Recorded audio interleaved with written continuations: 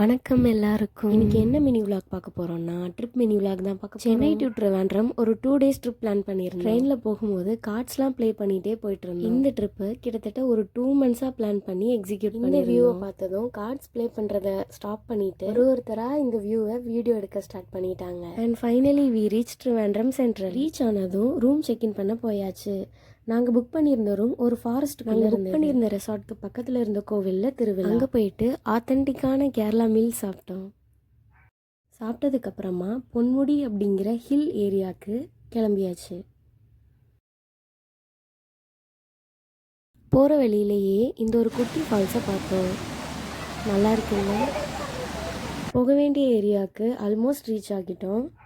இந்த நெல்லிக்காய், பைனாப்பிள் இதெல்லாம் பார்த்ததும் உடனே ஆட்டோவை ஸ்டாப் பண்ணிவிட்டு எல்லாத்தையும் வாங்கியாச்சு. அப்புறம் ஃபோட்டோஸ்லாம் எடுக்கிறதுக்காக ஒரு ஸ்டாப்பிங்கை போட்டுட்டு குரூப் ஃபோட்டோஸ்லாம் எடுத்தாச்சு.